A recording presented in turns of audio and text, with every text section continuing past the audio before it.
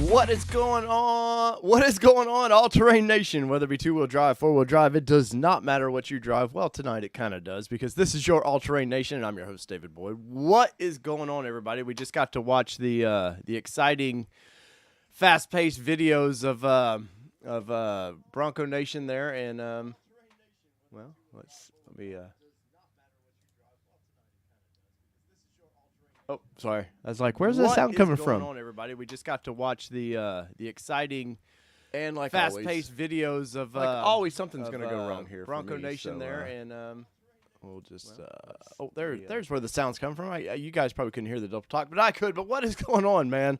I'm super pumped tonight. I've got a nice drink in hand, and I'm super pumped. So I got back from Super Cel East. Look, I even got the Broncos shirt on tonight, man. But I got back from Super Cel East late last night and had a great time over there, man. Once again, I want to say thank you. I did it in the video, and I mean it. I want to say thank you to everybody that helped put that on, because I put on smaller events, and I know what a pain in the butt those events can be. So my hat's off to everybody that did that. Sorry, I got to fix one thing here real quick, and then we're good for But what's up, everybody? If you guys would smash the like button more than anything. If you're new to my content, that's one thing. I want to earn your subscription. But if you like talking Broncos right now, smash the like button, because what that does, it tells everybody out there that may not know of my channel just yet. It's like, hey, it tells YouTube to go, hey, this guy might like this guy might like this lady might like this, and it just puts everything together, and I do appreciate that. But once again, let me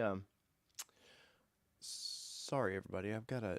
YouTube does something really silly, and when I go live, it hides all my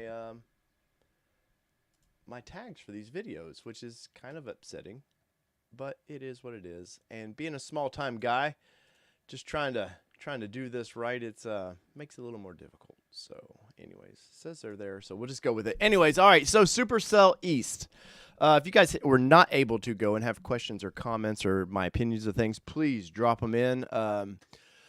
Super chats are super appreciated. Other than that, we're just going to have some fun tonight, and I want to discuss what my opinions were on the event. All the cool classic Broncos that we've seen out there. If you watched my video from yesterday, you're going to see one of my favorites is a little silver Bronco 2 that I seen. There wasn't enough Bronco 2 love, man. I've always loved the Bronco 2s, but there was a lot of the new 6th gen Broncos, and I want to talk about it because this is the first time, like many that get to go to these events, this is the first time you get to actually put hands to metal, and it did not disappoint. I do want to say that it did not disappoint. What is up, Thomas? What is up, Devin, Terrence? Dr. Detroit is in the house. Dave, your family sat in the back. Oh, yes, I will definitely talk about that, Dr. Detroit. Let's see if we can get a few more people in here. And we had some stuff come up from Bronco 6G today, some build news, which Dr. Detroit, let's get into that real quick, because I know you always can't hang for all of it. But it came out. Let's pull up the old website. And I don't know if they like when I share these things, but so be it. All right, so this leaked out here that they were given some production timelines, and it looks pretty professional, and it looks like something I would have seen at a plant. But it kind of gives like Saturdays and how they're going to ramp up the schedule a little bit. And this was pretty basic. There was nothing really like crazy news here, but at the end of it, what's up, Jeff Credetti? The end of it, it says full production. Let's see where we at. Where was it? August is full productions, but that does not mean full production is. That's just their deadline to meet full production. And once again, Dr. Detroit, you would know better than me how accurate some of this news was. But it was kind of neat to see this. Like most people do not understand. Most people think you just flip the switch and you start building Broncos at full production. And this being some vehicles you can, because like cars. There's not a lot to it, but these are convertible style vehicles with roll cages that are not roll cages, and there's a little bit more goes into this. It's not you've got a roof being manufactured by a different company. You've got a lot of different big pieces that aren't normally handled out of shop for this vehicle. So there's a lot to get this thing to get this right. And it says this is very deceiving. You talk to a rep about this. But for one, like these Saturdays would have to be agreed upon. My understanding is the UAW and Ford would have to get together and agree for the overtime that it's going to take for some of this stuff. And I'm not a part of the UAW. I'm generally not a huge UAW fan, but Ford and all the big three are really in ties with them. So you got to work with that stuff. And let's see what's it going to say here. Popped up on my screen, but not down here just yet. But let's see, Dr. Detroit says they are pissed because it's very deceiving to customers. June 1st is start build. August 1st, they hope to be running mad as hell. Yes, and that was kind of my point about this kind of breaking news this morning was most people think these deadlines mean anything. They don't mean anything. They're just kind of timelines of the goals they want to meet, but that doesn't mean they don't, surpass. Now, with the Bronco in general, I was just talking with Dr. Detroit about this. It was a little scary there last fall. Some of the news and some of the timelines were a little iffy, but Ford seemed to quell those things a little bit. And if they've set timelines, they seem to be sticking to those timelines now. But the Saturdays and all that, I don't care about. But the acceleration begins May 3rd, full production by August 2nd, and tag relief and full tag relief. Now, excuse me, what some people don't understand what these tag reliefs are. And Dr. Detroit, I'm probably going to speak out of my ass on this because I know from a different company doing manufacturing what it was for them. But they don't want that line stopping. So I know within the Nissan manufacturing, we would take a break. You would get a 15-minute break in the morning, 15 in the evening, and then 45 minutes for lunch, something like that. I don't remember exactly. It's been a few years ago, but they don't. My understanding is they do not want any kind of slowdown on this vehicle. They want to see this thing just hard charging, and that once they get going, they don't want to stop. Now, two, once again, those deadlines, like Dr. Detroit was saying down there, they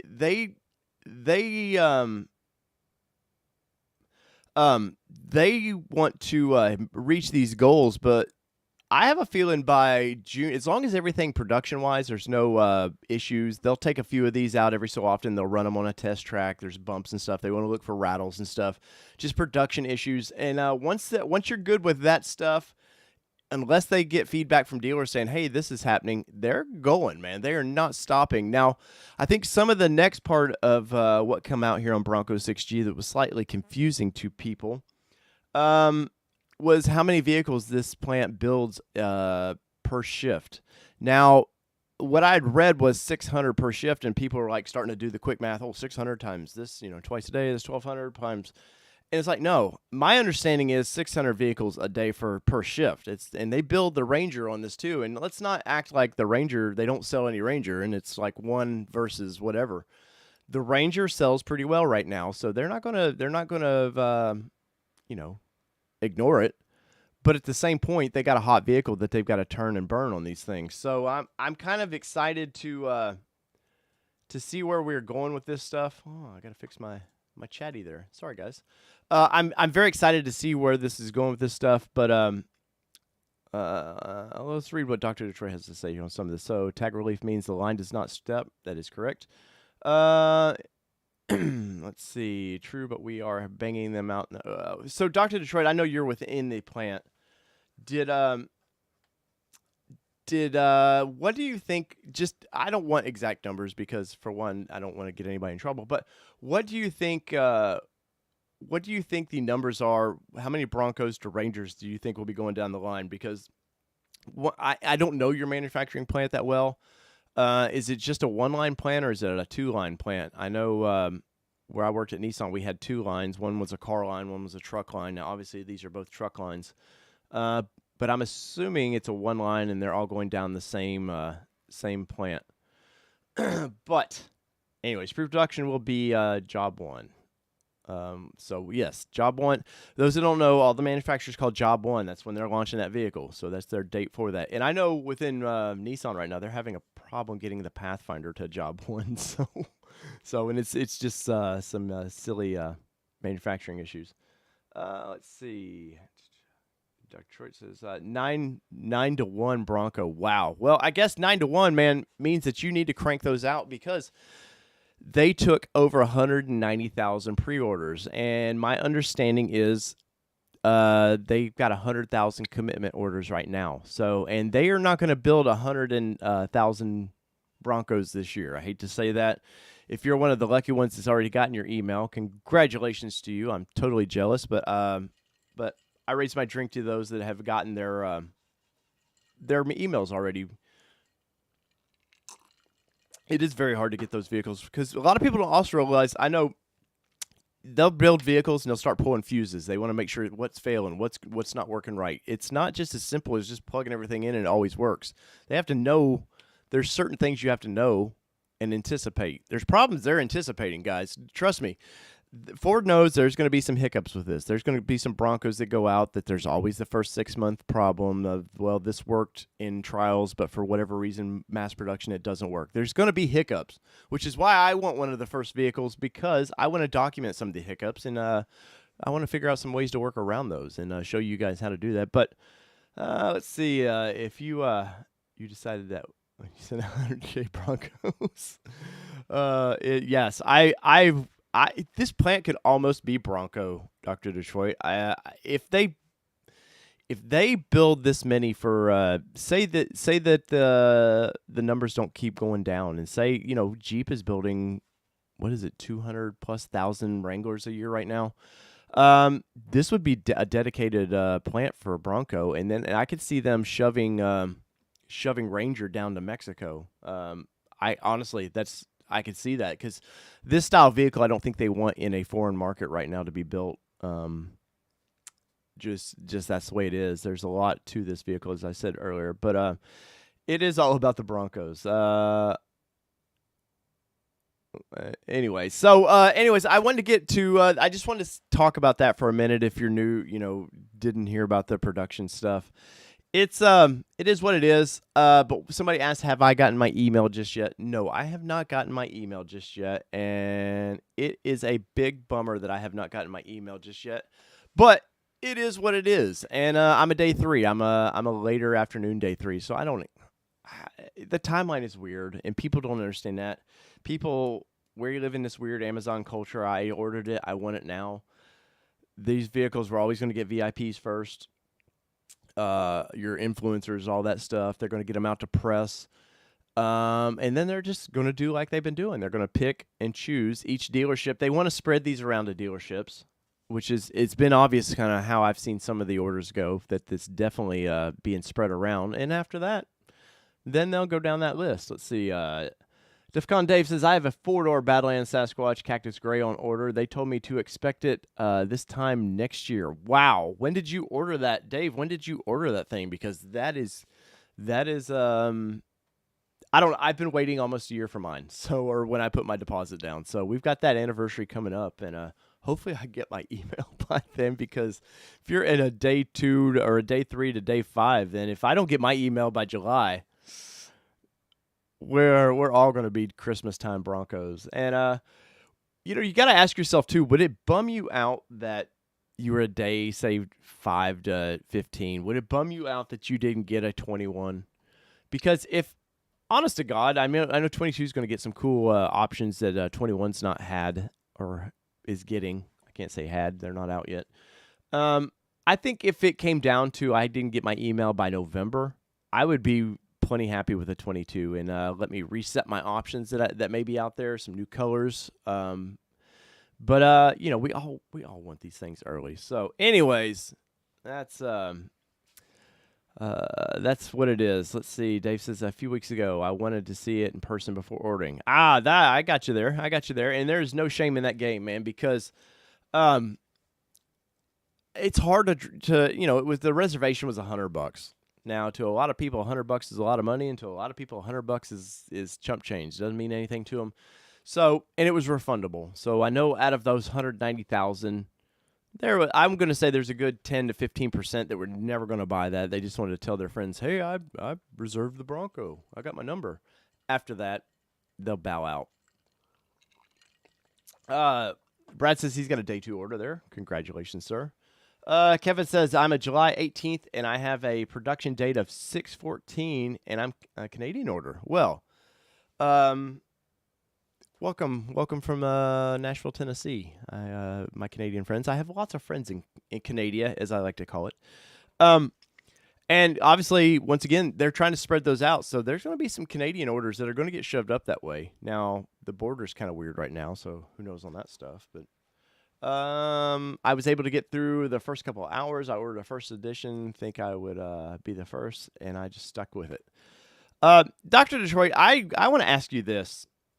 Do you think, because there was a lot of controversy when those first productions went out, it was supposed to be 7,000, or it was supposed to be, 7,000, something like that. And then, or was it 35? It was 3,500 was going to be the first edition. And I think, my opinion was there was a glitch, and it was supposed to be 3,500 2 doors, 3,500 4 doors.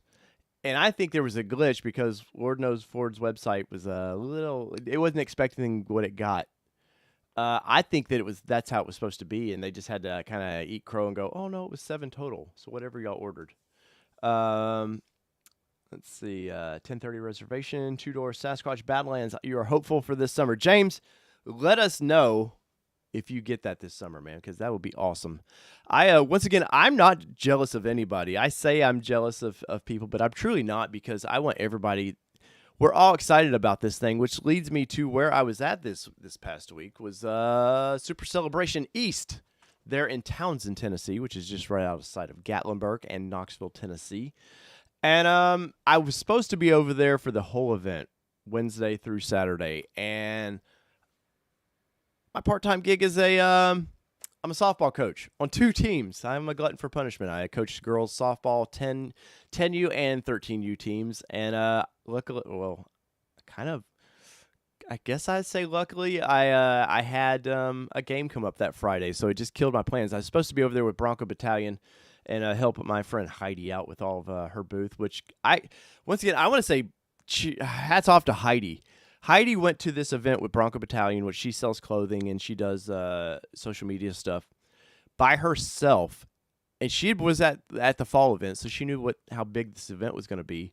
And without breaks, man, she was there for the whole event, selling stuff, just working her ass off. So anybody that's got some skin in the game like that, I commend you, because the older I get, the more lazy I get. And I think I'm like, I don't know if I could kind of commit to that kind of life anymore. But so if you don't go to Bronco Battalion, especially their Instagram page, man, she's always posting cool stuff. But I got to go for the Saturday, and once again, if you see my video, you see all the stuff I did Saturday. But I'll throw a couple pictures. Let me load this stuff up here, and I will throw a couple pictures up here of some stuff I have not shared just yet, because there was a lot, and I mean a lot of cool stuff over there. And it wasn't just like new Broncos. The old stuff, the old Broncos don't get it. It's kind of the forgotten, kind of the forgotten guy, man, whether it be from the OJ stuff where Ford just kind of,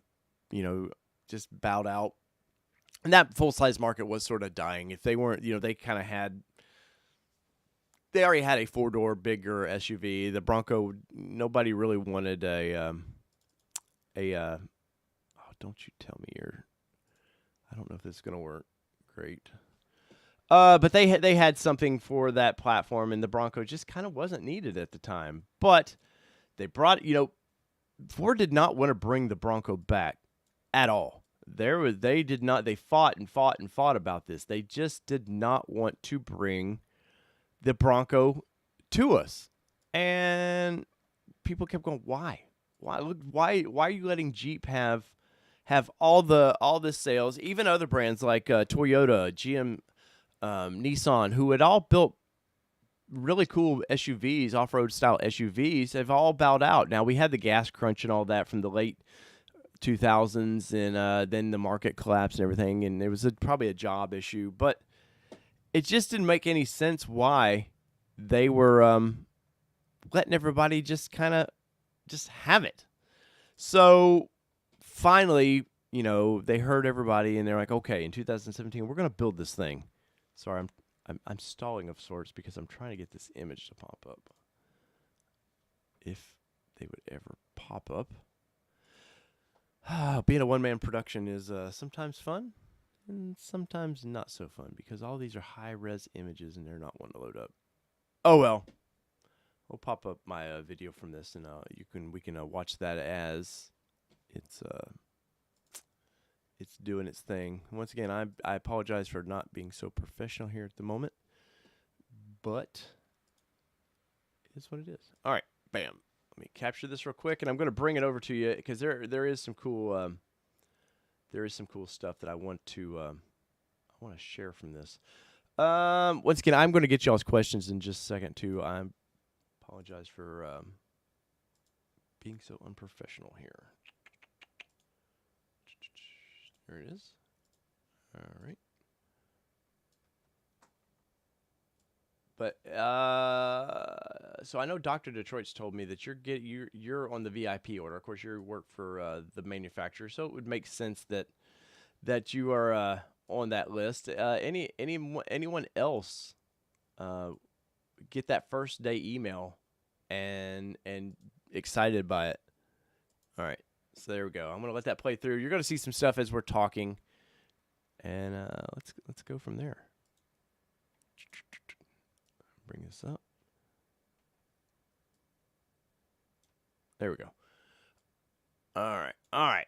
So let's see. Cordetti, if it was me, I would still stick with Jeep Wrangler for two reasons. The Wrangler is more of a back-to-basics four-wheel drive with solid axles, naturally V6. I would buy the base sport trim. Jeff, I know you've talked about that a few times, and the thing that I like about the old school Wrangler is that straight axle, and the thing I don't like about that old school Wrangler is the straight axle. Jeff, I know you've got a Tacoma, IFS Tacoma. The thing rides great versus the old school trucks. So I just can't imagine. I've had Jeeps. I just can't imagine like Ford bringing this thing out as a solid axle, because they've proven with the Raptor stuff, they've proven that they're very capable. Now, Raptor I don't consider really a rock crawler as much as a desert runner, but they've proven that they can do this.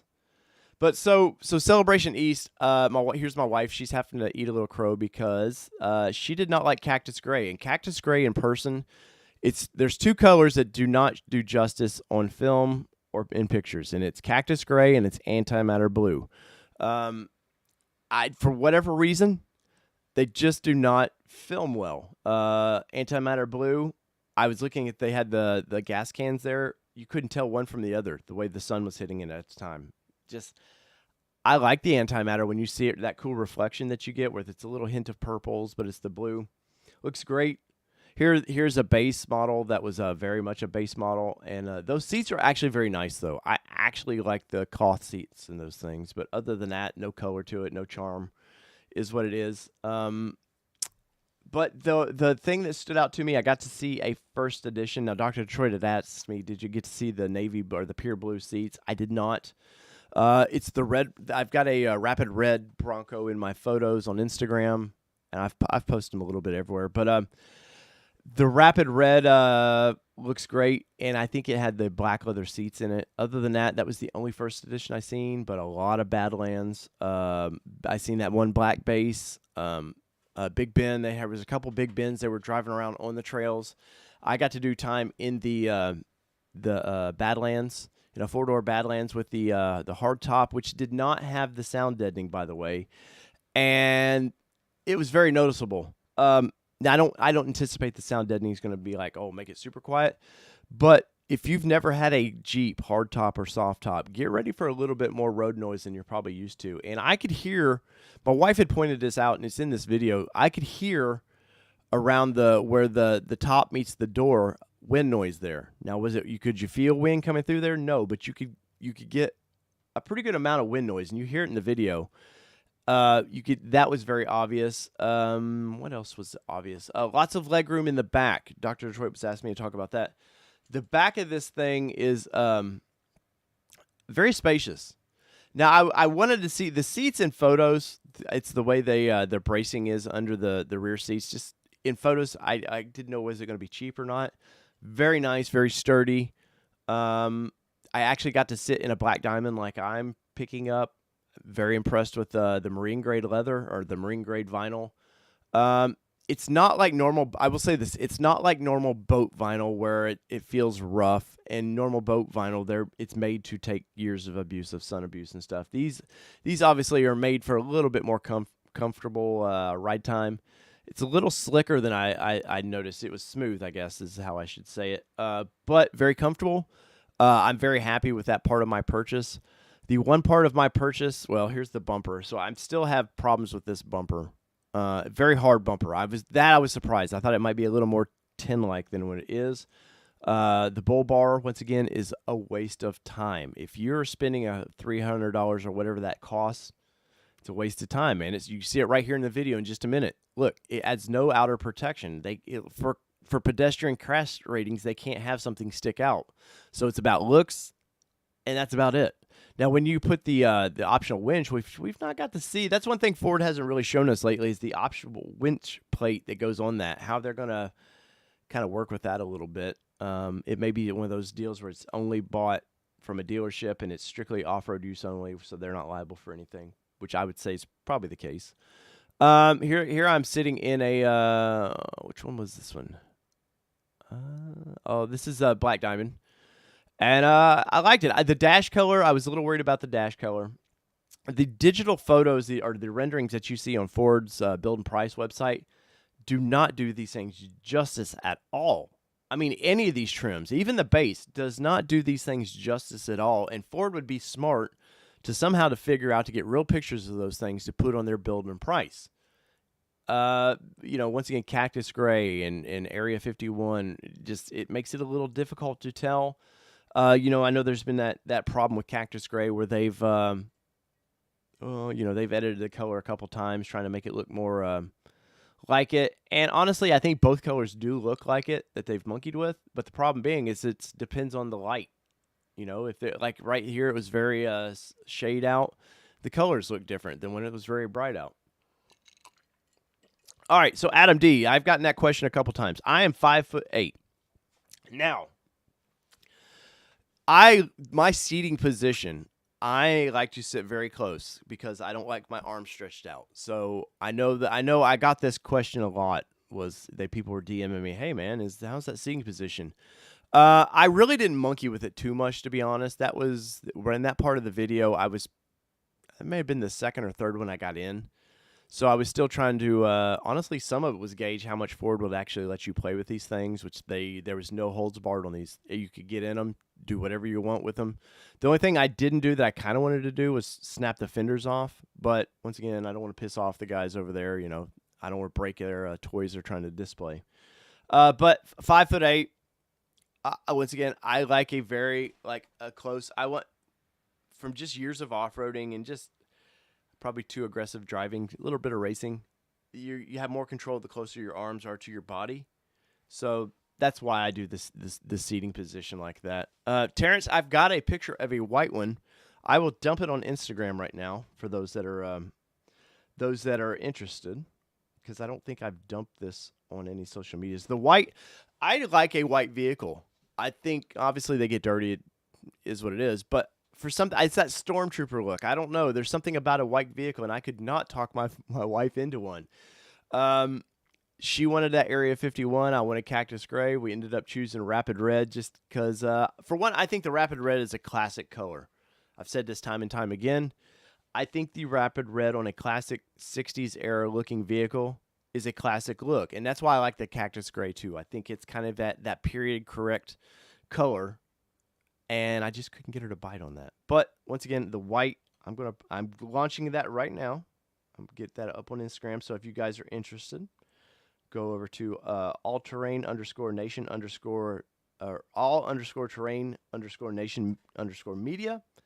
I know it's difficult, but somebody had got my name before I was able to get it, and well, I've offered to pay for the name because they're not even using it anymore. They're just squatting on the name, and well, you know how them internet squatters may be. But let's see, let me find this real quick, guys. Bear with me. Once again, I'm a one-man production here, so sometimes I'm really smooth, and sometimes I'm not. All right, let's see, Bronco.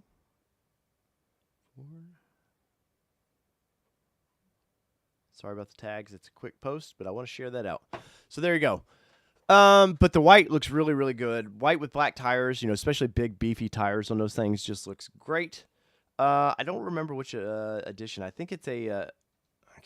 It doesn't have the little side sticker on it, but I believe it is a Badlands edition that I've posted there, and it is a Sasquatch.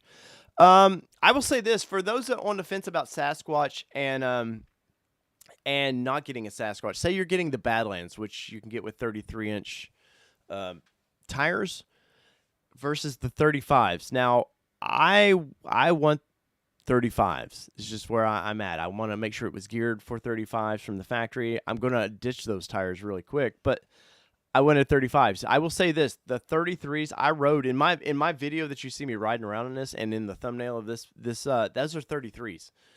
And next to the Sasquatch, it's a little different, but not as huge as you might think. Because I'd heard it from people who'd seen this, were like, "Oh my God, it's so huge."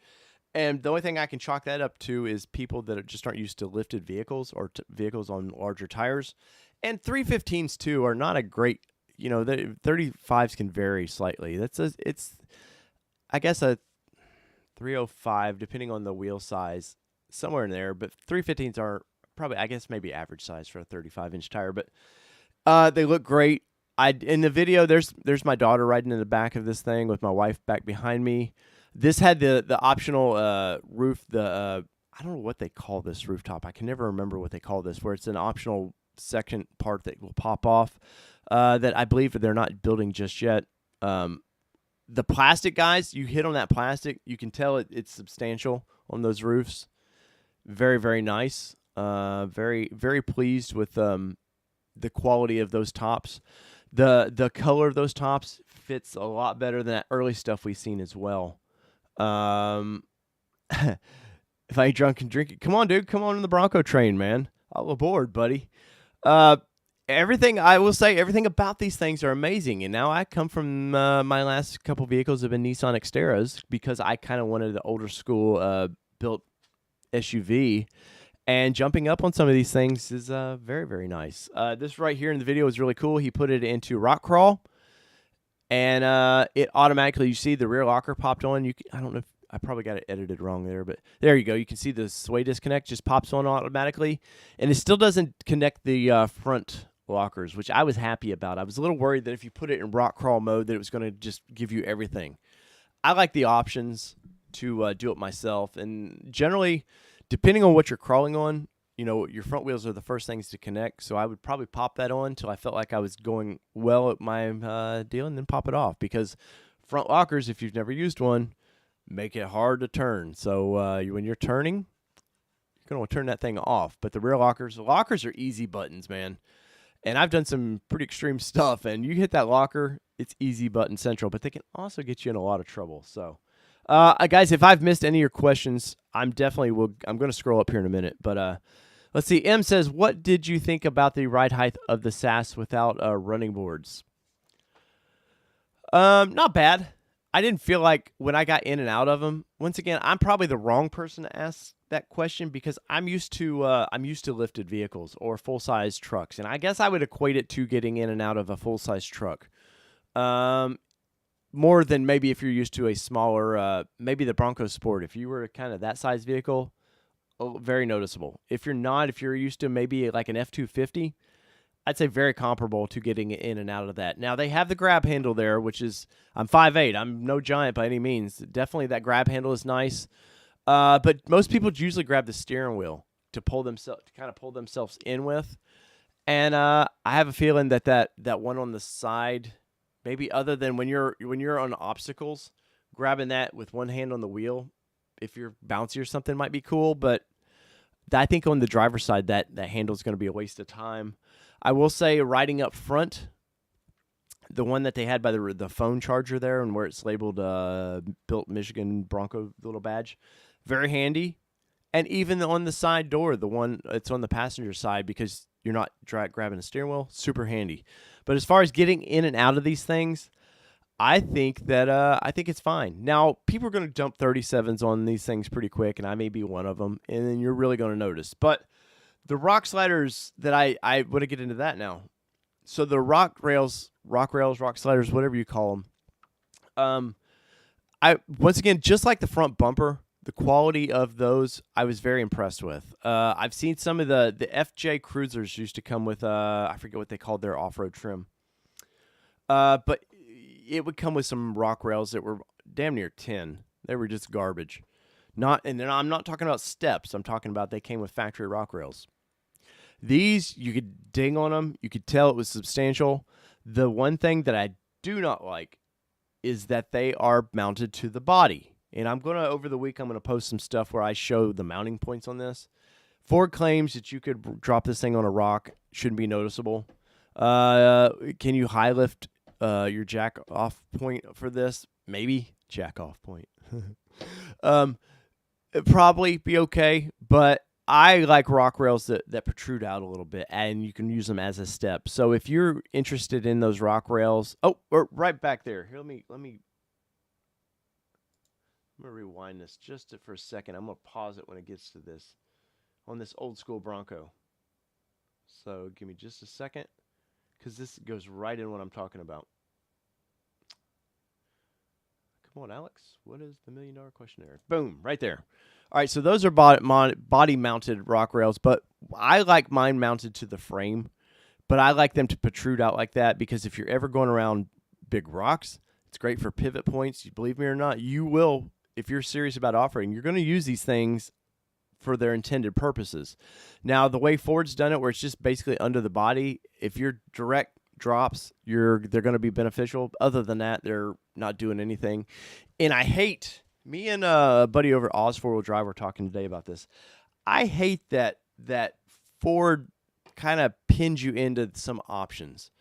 I wish with the Sasquatch, I think it's cool that you get the off-road bumpers and all that, but I think that the Sasquatch package should have just been the 35s with the goat modes, and that's it. The front bumpers, I guess I say that on the Black Diamond on your entry level, because I wouldn't have put. What's up, Joe Taylor? I wouldn't have put this. I wouldn't have not had the Sasquatch available to Base or Big Ben.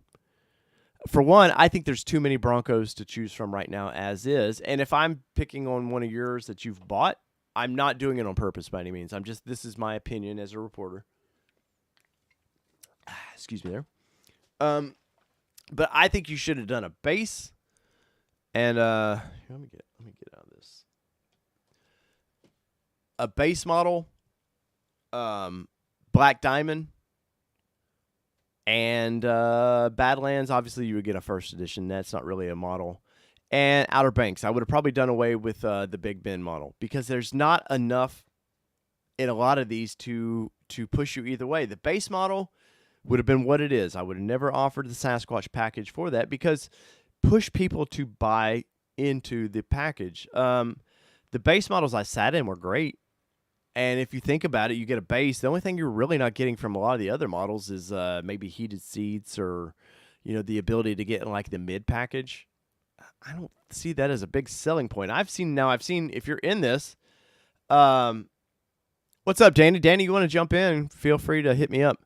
I've seen a lot of people that have got the base, and if that's their thing, which is cool. But the base starts out at $28,000 for a 2-door.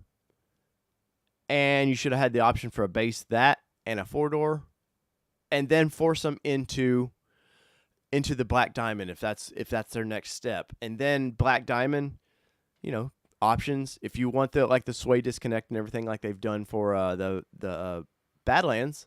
It tier it, man. I just think Ford did kind of a poor job at tiering. A couple rush things I think Ford did was that.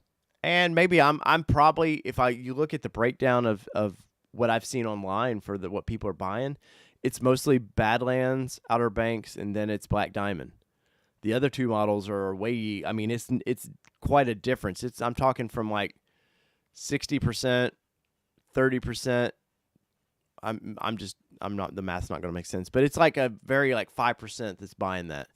Now I know MT guy, manual transmission guy. Obviously, I would have done that in the base, and I would have made an option in all three of those. Once again, I like that. I can't say I like that. I appreciate that they only did that in the 2.3 and forced people into the other transmission because, for one, options cost these companies a lot of money.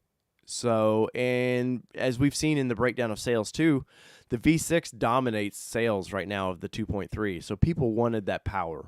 Makes sense. So there's Dave's little rant. Yes, so Dr. Detroit, who works for Ford, doesn't even like Big Ben, just doesn't make sense. Now, I spent time in the Big Ben, guys. Trust me, I think it was a nice vehicle. I think that Ford was trying to jump into where Wrangler was at instantly. As far as, good God, Jeep comes out with a new edition every week. But I would have not. It doesn't look like you're tiptoeing in it. It just looks like you're trying to learn where the market is instead of developing all this options. Limit them a little bit and let the market prove that they're asking for more. So, anyways. Let's see. Kevin GR says, my dad had an AMC Jeep Eagle. I have a few memories in it. Crazy hill climbs. And then the 86 Bronco 2. You learned to drive in it. A 93 Explorer XL. I wish they had never sold the Eagle. Kevin, I'll say this. I know where there's a barn full of those things.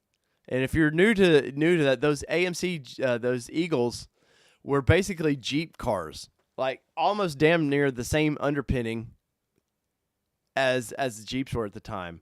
But a company that around here used to use them as company vehicles, and I think they have 20 in a barn. I kid you not. And unless they've sold them recently, it's crazy. They're all just, after they got kind of done with them, put miles on them, moved on to another fleet vehicle, they just parked these in a barn. Very, very crazy.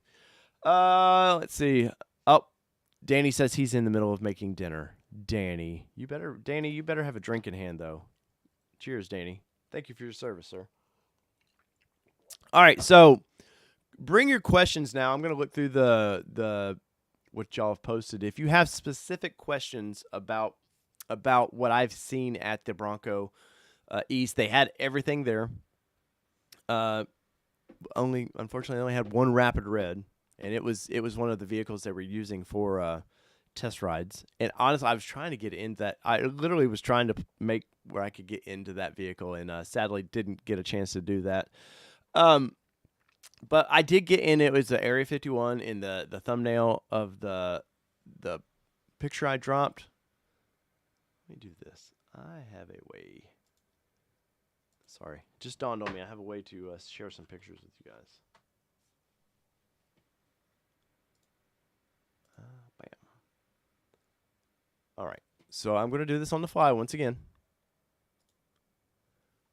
And give me just a second because I do want to share some of these pictures with you guys. And this live tonight was, honest to God, was kind of a last minute. I've been thinking about doing it all day, and then I watched the Bronco Nation video of Waspy Dude, which is more power to him. I was like, you know what, I need to. So here's the picture of the white. The white Badlands, and as you can see, it's a Sasquatch package. This was one that they were using in this lineup that you see right there. Was where they were taking the test drives. Dr. Detroit says, Dave, what is the first mod that you want to do, and what am I envisioning? My wife's Bronco. Well, it's supposed to be my Bronco, Dr. Detroit, but I think we all know how that works. She took over my Titan that I had, so she'll take over this one at some point. Well, that's a tough one.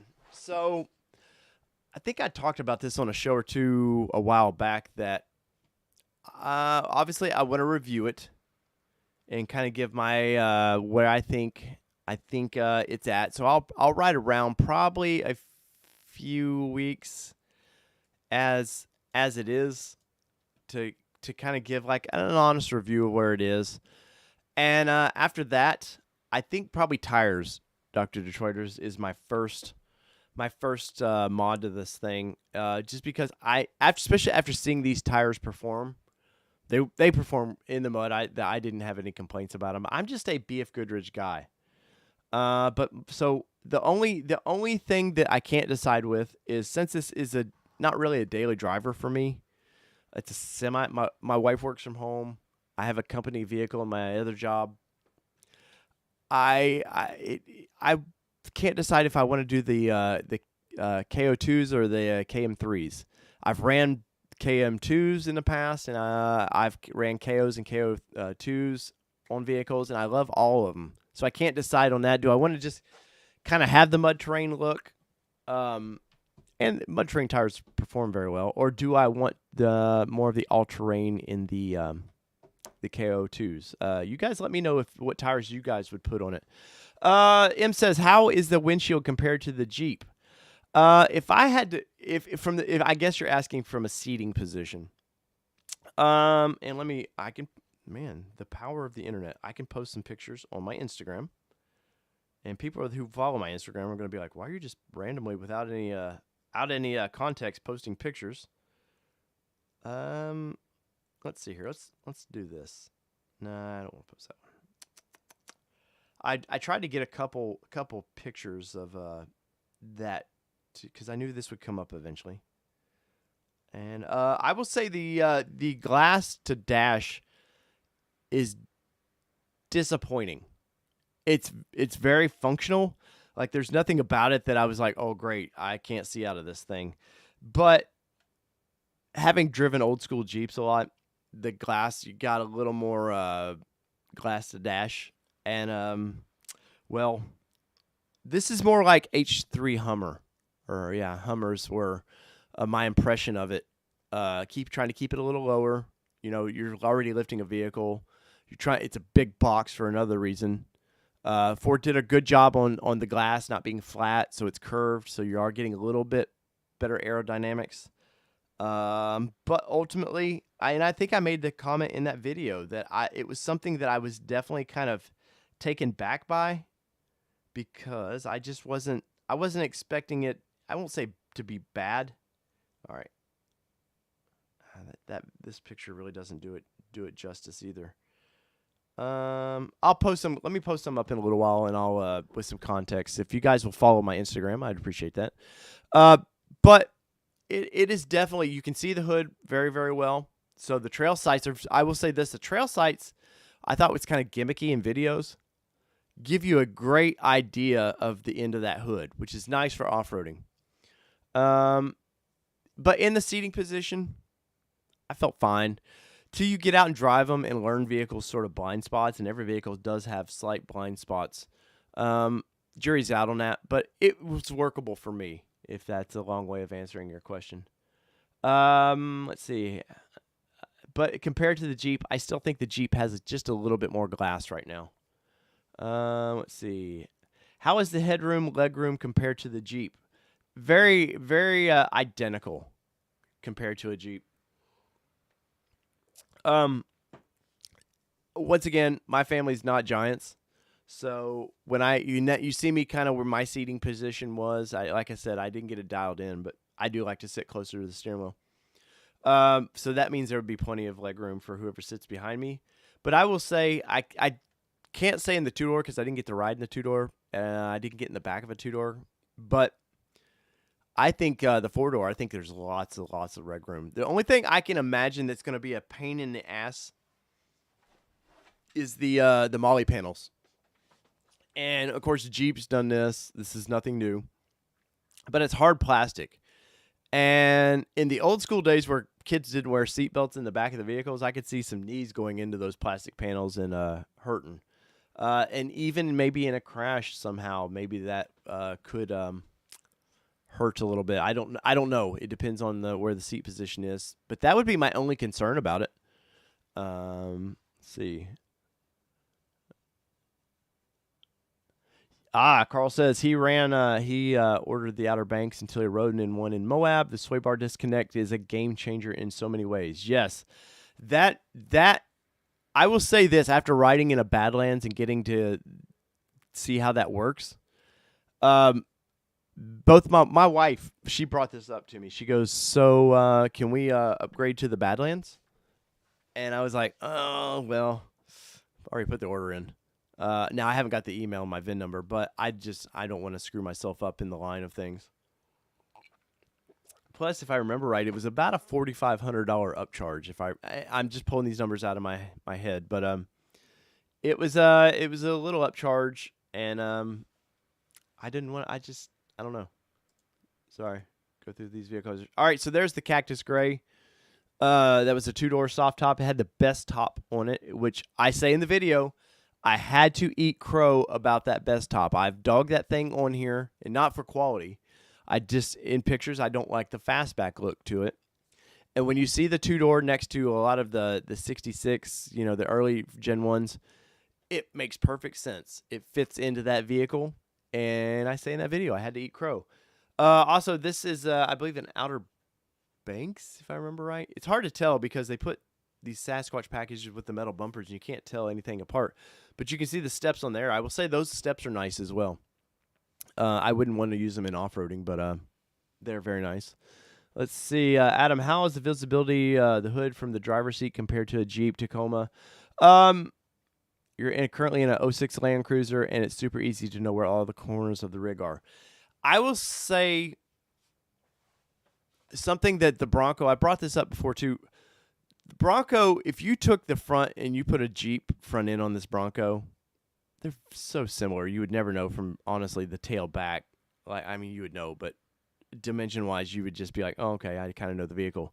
I think where Bronco wins out in off-roading is that there's a full front end to this thing. It's not the half front end with some plastic fenders sticking out there. So between that and, like I said, those trail sights, I think it's going to be nice. You're going to know where the front end of this vehicle is. And then if you upgrade to the high package and Lux package, I think it's both of them give you the 360 cameras. And I got to play with that just a little bit, man. And you talk about nice. I'm usually in the events I run for off-roading. I'm the guy that's out first. And I wheel at Windrock Park here in East Tennessee quite a bit. So it's ever-changing. And sometimes being the first guy, you got to just kind of make decisions and go with it. I don't trust generally noobs that I take out to spot me. So having that trail cam would be super nice if you're out by yourself or, your family's in your car with you and you don't want them, maybe it's some position you just don't want them to get out of the car. You just boom. And it's cool too is you can select the cameras where you can see the whole front end, or it'll mold them together where you see both front tires and gives you a great idea. And that's a nice feature. Now, Jeep has something somewhat similar, but I like it in the Bronco.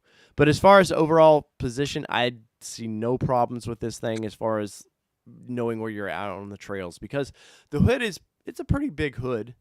It's not some stubby thing that they needed those trail sights for. If they never put those trail sights on there, you'd still be perfectly fine, in my opinion.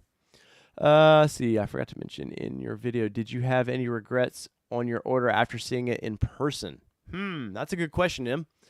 Did I have any regrets? Not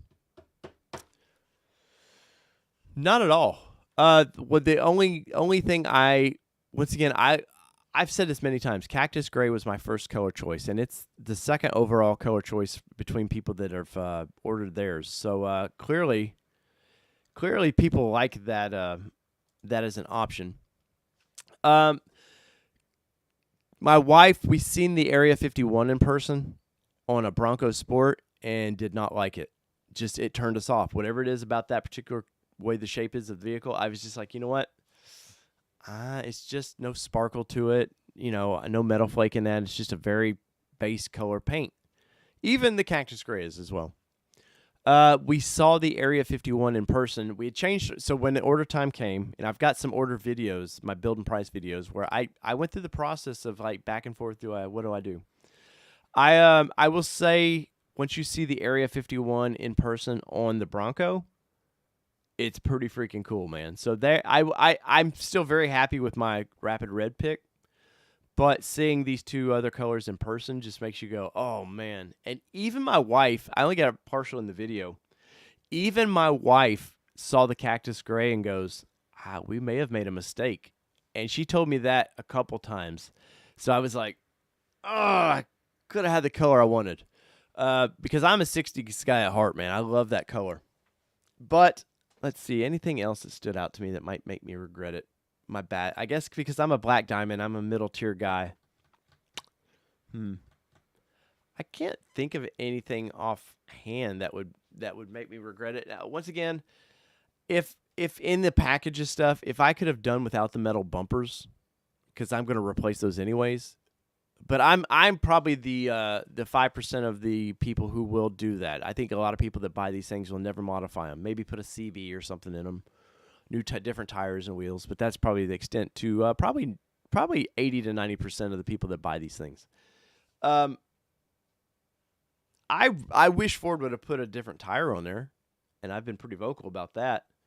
But the bumpers, if I could have done away with the bumpers and it saved me some money and it's a different package, I don't know. The halo lights, I guess, are the one thing that I wish I could get. It makes no sense that you can get them on a big bend as an option. And it's a $700 option. It's something you'd never notice in your monthly payment. But you can't get in the black diamond. Makes no damn sense at all. I would upgrade to that probably, just because I look in this picture, man, how they're glowing, just looks crazy.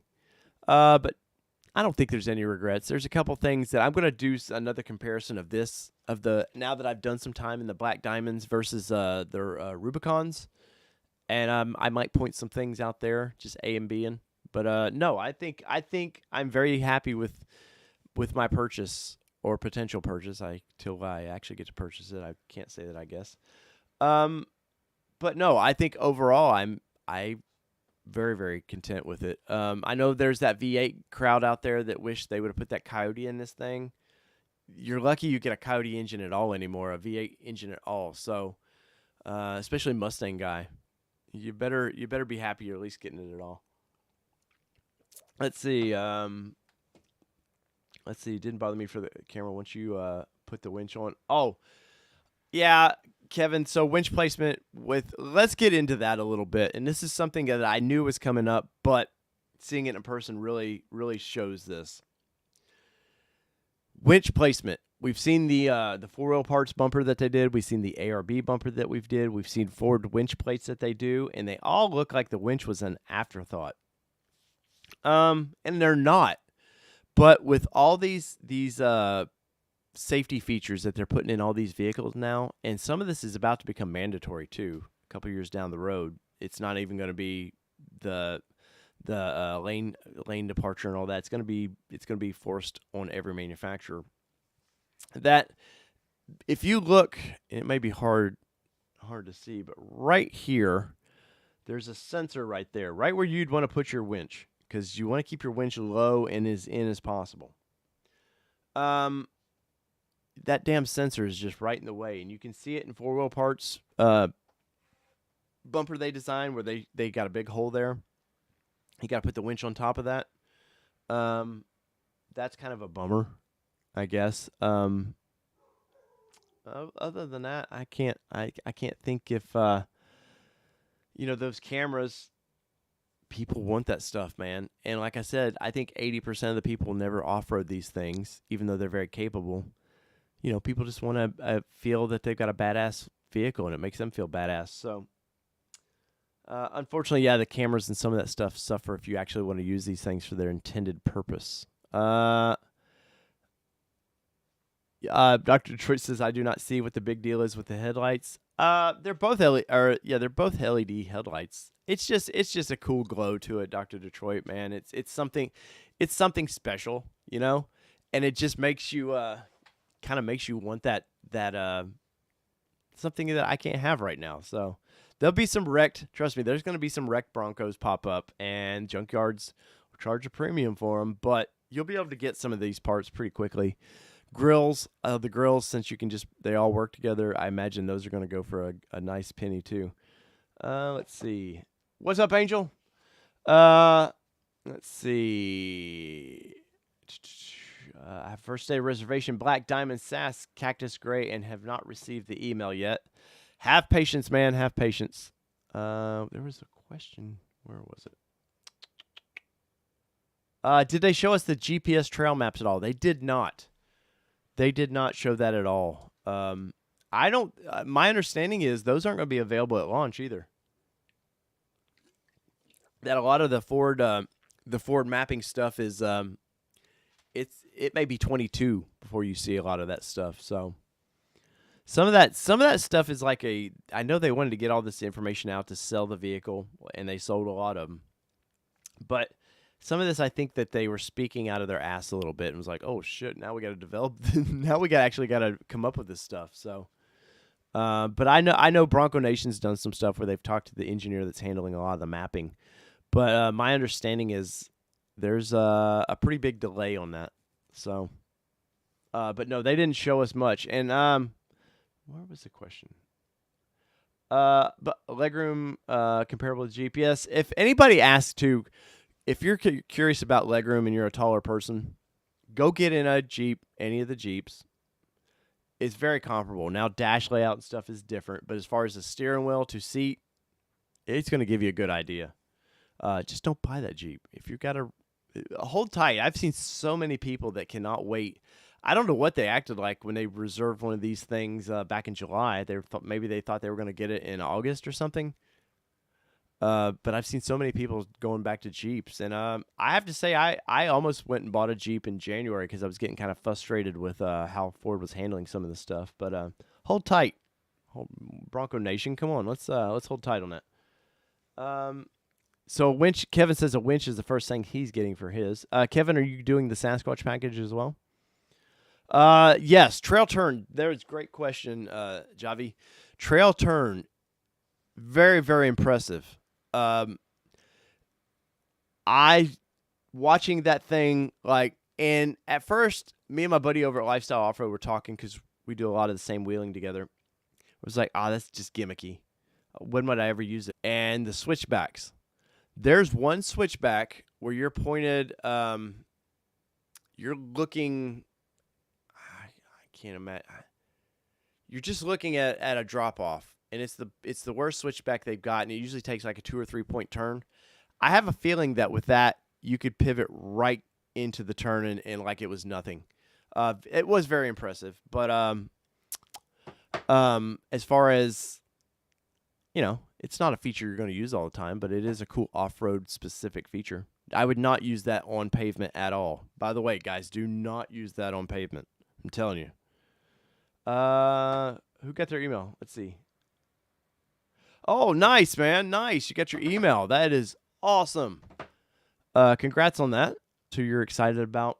I will say I'm probably going to ditch the bumper for that four-wheel part. As long as four-wheel parts builds that bumper like that, they showed. Sorry, I have it in my desktop. That they showed us in that video a couple weeks ago. But that V6 does not sound like it sounds in the cab. But now to that deeper tone out of it. But it sounded like I think I got a picture of it. Every V6 out there. Nothing surprising about that. Of what it can do. Like I said, I wheel in Townsend where this was at is very close to where I off-road, maybe 40 miles away from Oak Ridge, Tennessee, where I do a lot of off-roading. And phone's bouncing around a little bit, but I didn't feel jostled at all, man. That was very, very impressive. So my stream is cutting out for you guys. If there you can see my numbers. There you go. Let's get out here. Let's find there's that Rapid Red. There's the one I picked. Let's see. Any other questions? What's going on? Mike Garcia's in the house. Streaming issues here as well, man. Bronco overload. Yes. I wish that were the case. But I monitor my stuff, and it's all on my end, so looks good. But I apologize. John Walsh, what were you asking there? Yeah, even my son downstairs is telling me it's lagging a little bit, which is so weird. Let's get off here so I can monitor something. All right. So I'll monitor this for a little bit. Let's see. Any other questions going on here tonight? Oh no, it crashed. The Dr. Detroit was talking about the square fenders. I agree, man. But you know what? Kind of sold me on the round fenders, Dr. Detroit, was four-wheel parts fender delete. Man, that fender delete makes this Bronco look very, very old school. And, I know some states require fenders. I'm not sure if Michigan, where you're at, requires that or not. But here in Tennessee, man, you can go fenderless. It does not. Do what? Did you get it back up? Is it? I'm showing great on my end. Sorry, IT's here. Hello. It was lagging for everybody else. No, I see. I'm talking about it. Let me just look at what it does here. Are you on a different internet than us downstairs? We want to make sure we cook. Well, I guess if you want to know how to grill lobster, there you go. You're back up now. All right, sorry. IT came in and we're trying to fix the problems here. I saw people talking about it in chat. But I like the fender deletes on those things, Dr. Detroit. But those square fenders they put on that SEMA build was freaking nice. And speaking of SEMA, I should actually be at SEMA this year. As of now, they're having it in some sort of capacity. So there'll be, there's going to be a bunch of these things at SEMA, and I'm sure a bunch of with 14-inch lifts with the front drive shaft disconnected and a bunch of just stupid stuff. But I am kind of excited to see what some manufacturing is going to do for this thing. Let's see what else we got here. Well, hopefully, guys, my video is came back. What's up, Mike Garcia? Sorry to ask since I'm late to the show today, but what impressed me the most about these? That's a good question. What did impress me the most?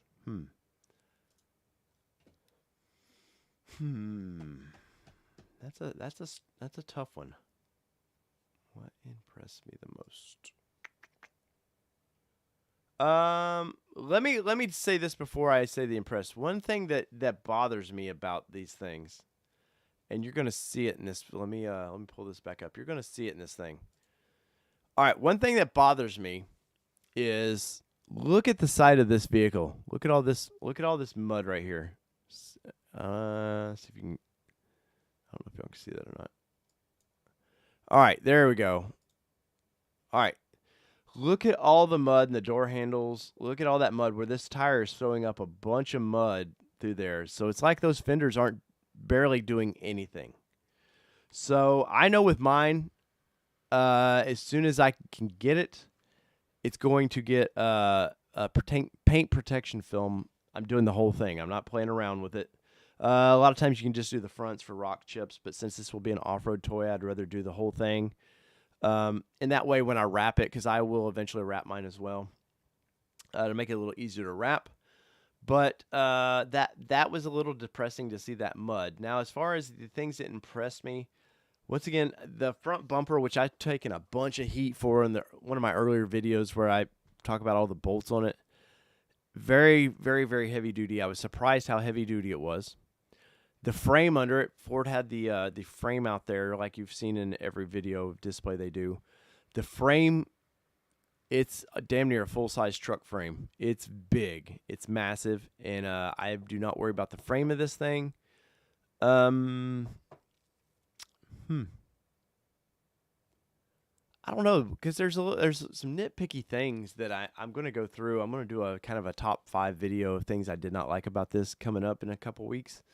But I don't know. I just think overall, I think the whole package is very impressive. So I don't want to just. There's not one thing that I look at and I'm like, oh, this is what sold me on it. I think design ultimately is it's just one of the most unique things out there right now. Even though it's very similar to Wrangler, it's just got the cool '60s vibe, and it's the right size. Had they brought this Bronco back as a full size, I think that would have been a mistake. And I like the size of it. Everything about the package, man, it's just not something I was gonna fuss about. Did I see any? Rob's asked, did I see any 33-inch non-Sasquatch? Say that fast. Non-Sasquatch Badlands. Yes, I rode in one, Rob. And what the picture you see here on your screen is a non-Sasquatch 33-inch tire Badlands, and did amazing. Yeah, did well, Rob. I was very impressed with it. And honestly, I didn't realize it was a non-Sasquatch till I got out of it. Let's see. Was there any 2.7 liters at the event or only 2.3? No, the one I wrote in that this picture is on your screen right now was the 2.7 liter V6. But there was I would say it was 90% 4 cylinders that they had on display. I only saw a handful of the V6s. I don't know why that is, but did they have anything that was not Sasquatch? Now, they did not have anything like the base was not in a base trim. The base was definitely in the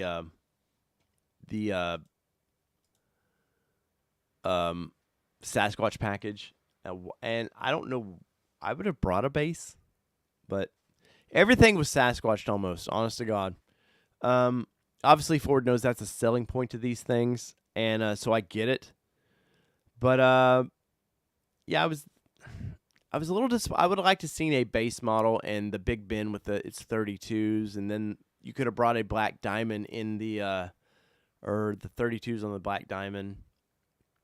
I wish they would have done that a little bit to give people an idea, but I think the Sasquatch package is so popular that Ford just knows there's no reason to bring that. Plus, dealers eventually, by late summer, I think dealers are going to start getting them on the lots. So you're going to start seeing some options. Dealers are going to order a couple bases, not many, but they'll have a few of each option. But no, they didn't have. That was now that you mentioned that, I didn't even think about it when I was there. That they really didn't have anything but a couple that weren't Sasquatched. I will say too, if one of these events within a couple hours drive of you, go to it. They were hands off. They let you just get in the vehicles, play with all the buttons, do whatever, move the seats around.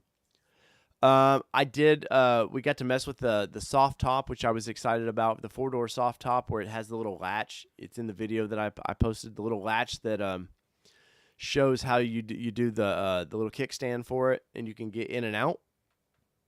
That was neat because it was a little heavier than I thought it might be, lifting that hatch up. It wasn't by any means like undoable, but there was a little weight to it, which I guess you probably need to help keep it attached to the body in high wind, situations. But let's see, any other questions? It does need a muscle car hood scoop. And, they've got those fake stickers that you can put on there, Jeff, that Ford has some aftermarket wanting to make them. But, Rob, hopefully that answers your question. No, I did ride in a 33-inch non-Sasquatch Badlands. And that's what the video of you see me out on the trails, that's what that is.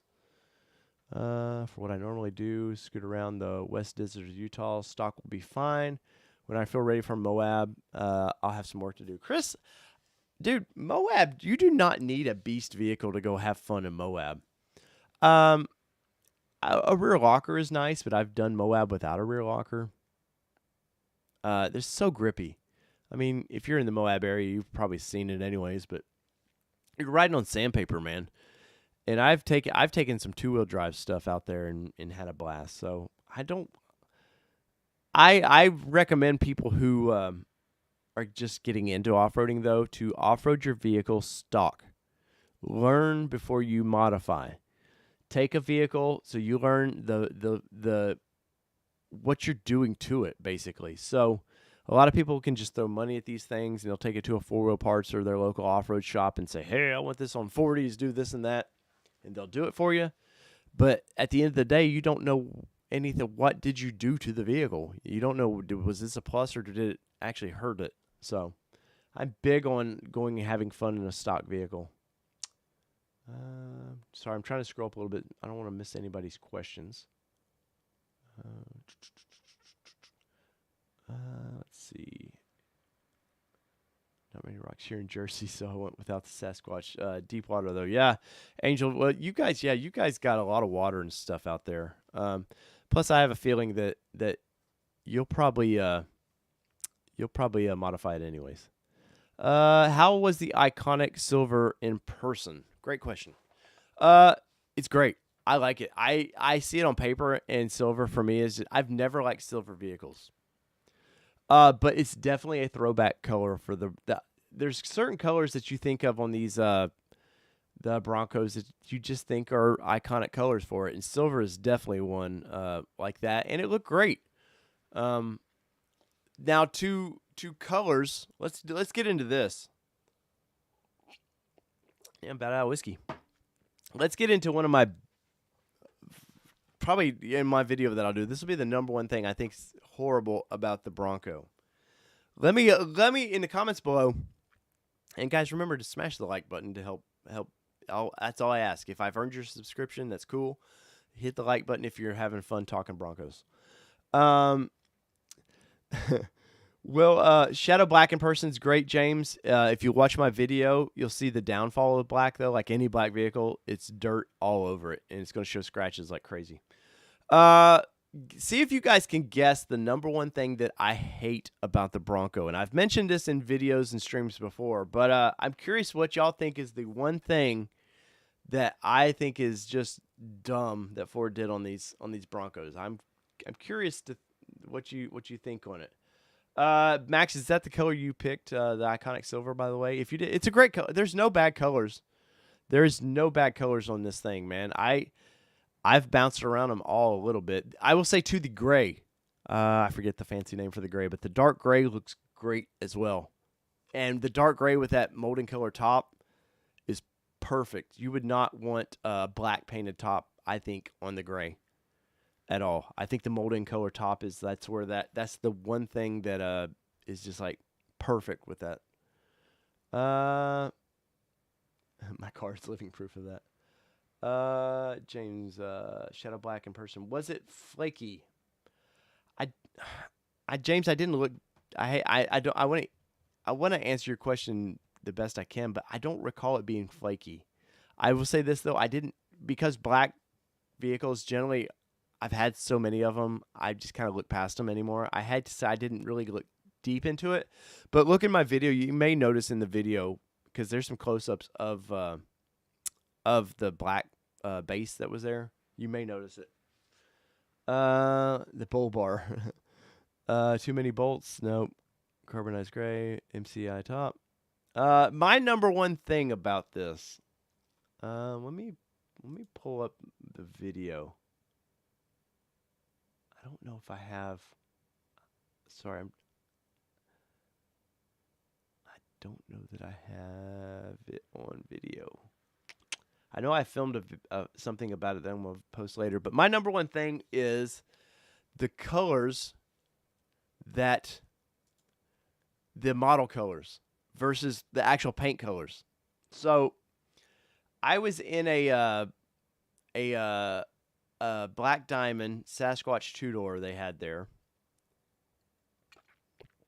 And it was Cyber Orange.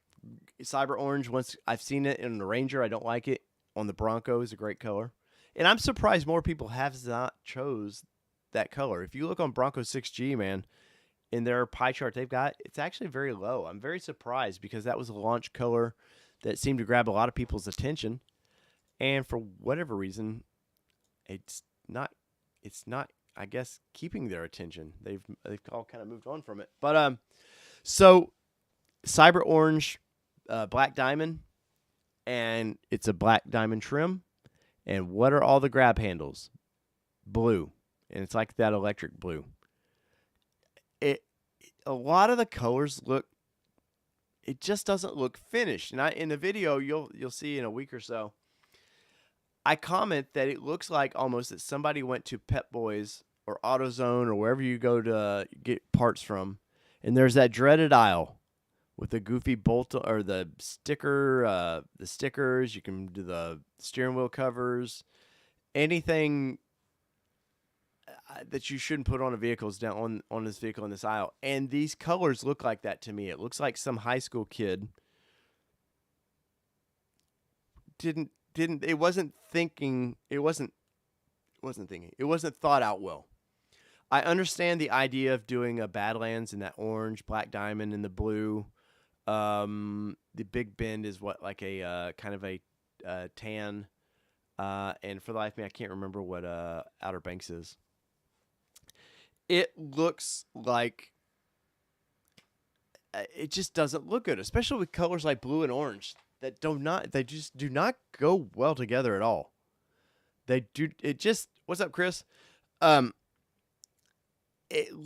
seriously, when you have the doors off of this vehicle and you see these things, it's going to stand out like a sore thumb to people. And the only fix that I can think of is the base model offers them in, I think it's just their color is black. It's just like the handle is all one color. I'm going to find me somebody that wants to trade out on the base, and I'm trading the grab handles out because I do not like, of course, I don't think the base has the grab handle in the middle. May have to rethink that. Anyways, I'm sure aftermarket or somebody will come out with the grab handles, something fun, because anywhere there's a Bronco bolt, it's replaceable. But the blue stood out like a sore thumb to me.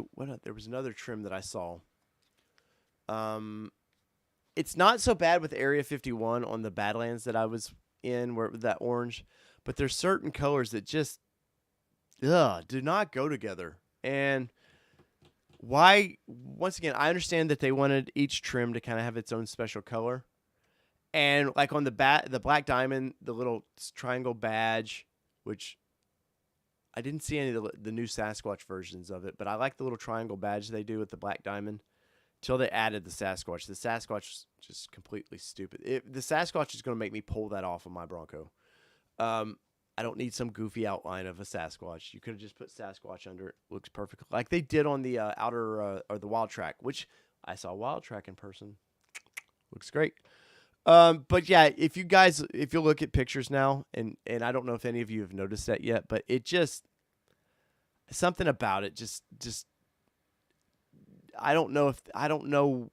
Some parts of the Bronco just feel rushed, honest to God. It just feels like they're like, well, shit, we're out of time. Well, let's throw a dart, and whatever color it says, that's what model it gets, the trim color. Let's see. Yes, aftermarket billet handles. That would be great. But I will say the rubberized of the handle is really, really nice, and they feel solid. They do not feel like something that just feels loose. It feels like a solid handle. So, and they're going to be very handy. British Racing green option. Well, there is they call it the forest green that I think Ford's announced that they're going to get next year, which I saw a Gen 1 in that color with the white hardtop. Well, it was kind of a creamish white hardtop. Looks great. I don't want a white hardtop, though, for off-roading because it's just going to look nasty all the time. How many of y'all look at the top of your roof all the time in the rain channels? They probably look a little nasty. What is up, Nissan Hawaii Nation? Thank you, sir, for that super chat of $1.99. Aloha to you. Let's see. You like Dr. Detroit says he likes the red with the navy pier. Yeah, that may not look too bad. The navy pier, though, to me is just it's another one of those. I think that so many people bitched about on the first editions that they wanted the black leather. That should have told Ford right away, like, we might have made a mistake on that. And I think that the seats need better color options throughout the thing. I like the Black Diamond that I sat in. I do like the seats that let's see if I can find it. Damn it. I think it's towards the end. Let's see if I can load this up. And of course my YouTube is wanting to act wonky. Let me do some editing because this is a video this is the video I recorded, but I think you can see what I'm about to talk about. Let's see. Oh, this is great right here. All right. And satin finish for all colors is needed. Yes, but you can wrap those, Jeff. There's so many good satin wraps that. Is the Wild Track a wider wheelbase? I don't think it is. I just think the Wild Track is just the Sasquatch package with carpet and no bumpers. Honestly, the Navy is unique. Yes, I agree. Like they could have done a gray leather or there's some other leathers they could have done with the tops off that would have been nicer. But so here is the. Let me pull this up because I didn't realize you guys cannot see this. All right. So there is the you can see here, there's the stitching for the leather seat for a Badlands. I say it's a Badlands, but it looks like there's carpet. These floor mats. Guys, if you have not ordered these floor mats, go and do it. I'm telling you, they're is it $200, something like that, $250, something like that. Guys, these are the best molded floor mats I've seen, and I usually buy WeatherTech because I like WeatherTech's floor mats a lot. These floor mats were awesome, and I'm not joking. And look at all the grass and dirt and stuff that it's obviously holding. This is with people getting in and out. But here, you've seen the carpet there. The carpet that I seen in a lot of these too was so filthy. I mean, just so filthy from the factory or from the all the people in and out of these things. Sorry, I'm trying to scan through there. There's a black diamond. So the black diamond with this, you gotta edit this stupid video. You can't see the trim. All right, so there you can kind of see the blue.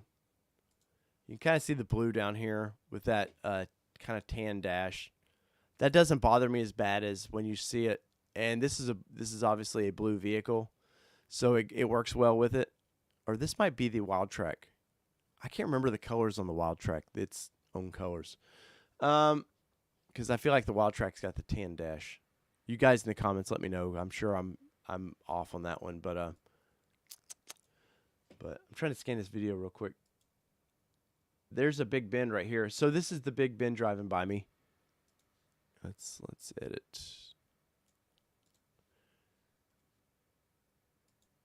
All right, so I'll start this over. So here's a Big Bend driving by me, and I actually like the Big Bend graphic. I thought the graphic looks nice in person. I'm still scratching my head at why they built a Big Bend, but maybe they just had the name. It's like, hey, let's go ahead and use it. There you go. That's a Sasquatch, by the way, and it doesn't look ridiculously high. Obviously, you see the steps with it. But look at, I wish the freeze right. We can see all the mud and it caked in these tires. But once again, you can see look at all the mud down the side of this thing. And this is why I'm telling you I'm going to have mine paint protected, because that is just going to wear. You're going to have all kinds of scratches and everything, and especially on the East Coast where we deal with a lot of gravel in the mud. You're just going to scratch the piss out of that thing. Yeah, Baja mode as well for the Wild Track. Let's see. A simple black Sharpie can take care of those grab handle colors. That is true. But I think aftermarket will come up with something on that. But let's see. Yeah, I'm trying to make sure I didn't miss anybody's questions here.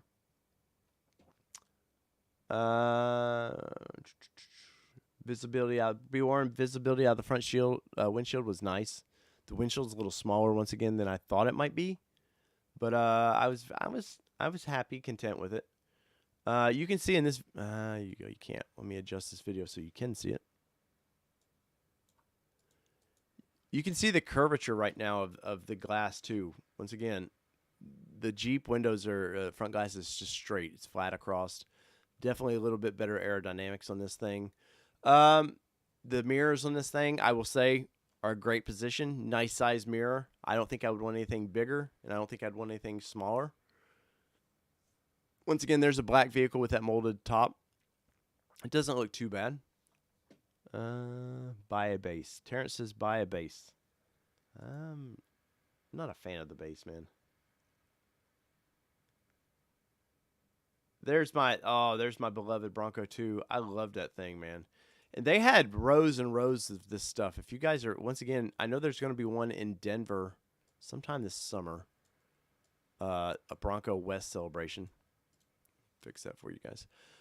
These Bronco 2s, I love these Bronco 2s, man. The problem is they just all, where I'm at, they're all rusted. Anyone you find are just rusted junk. How did the V6 feel to you? Plenty of power. Yes, Angel, a lot of power. The guy got into it when he was driving us down the highway, and it will throw you back.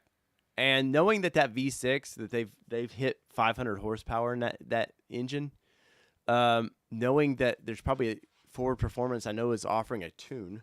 They haven't said when at launch when they're going to offer the tune, but I bet you can tune the thing with Ford Performance and get 350 easily out of it, if not maybe a little bit more.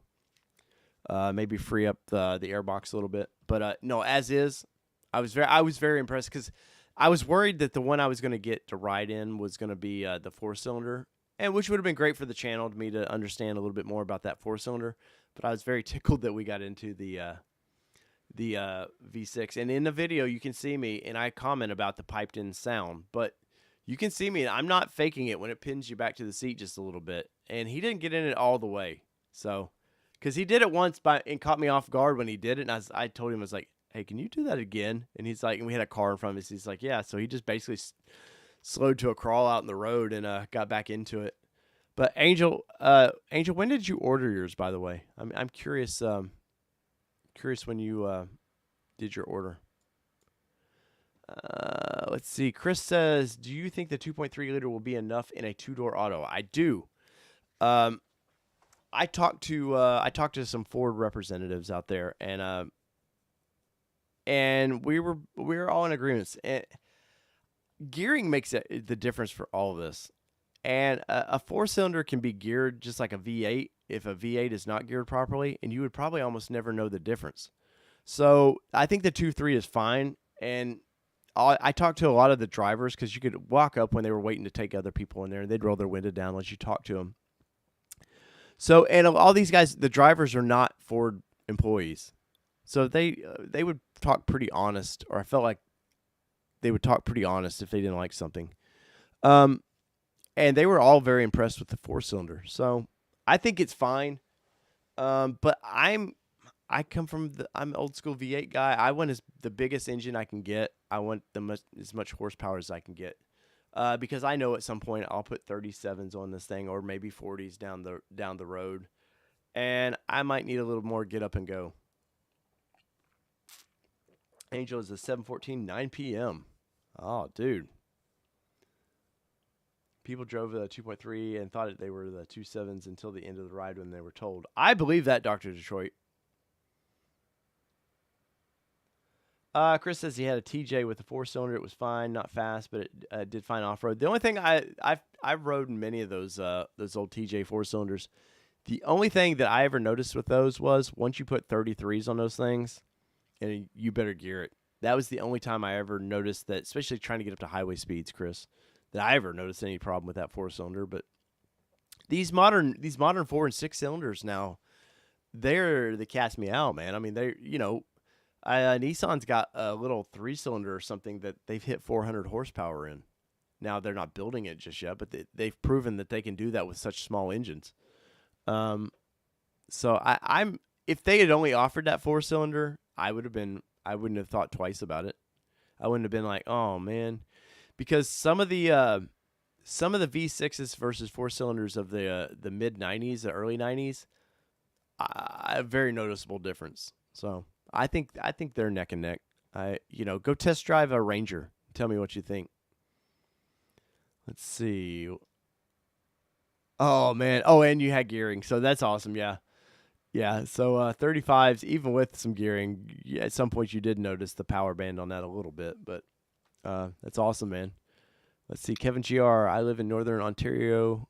The washout was a must for me. I had the Wild Track Reserve, but switched after seeing the actual interior. Kevin, what did you end up switching for? Was it a Black Diamond or the Badlands? I'm assuming Badlands. Nanotech is taking over. Let's see. I got time for a couple more questions here. Thanks everybody for jumping in on this, man. This was a last minute stream. Once again, I've been thinking about doing it all day, and then I started watching the Bronco Nation walk around, and I was like, man, let me jump in on that. What are y'all's opinion? Let's do this. What are y'all's opinions on Bronco Nation and their walk arounds and stuff? Is it at this point? Is it like we're looking at the same thing, just a couple minor tweaks, or are you still excited when you see their walk arounds? I know those first couple walk arounds was very exciting. I'm waiting for some more of their videos. The guy in the the plaid shirt dude. He's from actually around my area here. I like his stuff. Some of the others I think are a little not for me. We'll say nicely. I wouldn't hang out with that style of person. So a little waspy for me. But everybody seems to like him. They comment nicely about him. So I'm not, and I don't mean to be mean about it, but will snorkeling be a problem on these turbo engines? I don't know, man. That's Angel. I'm very limited experience with the turbos, so I don't know on that. But I will say, the airbox is all the way at the front of this thing, or it was the ones that I've seen. I think it was mostly 4-cylinders that I was looking at. Where the airbox placement is, might be the one bad part because the snorkel would have to come out of the. I guess in the old Xteras it's like that too. I don't know. I really don't know on that because you're also dealing with you need intercoolers and stuff. So there's just so much different ways that they need cool air. So I don't know. You don't pay attention to Bronco Nation.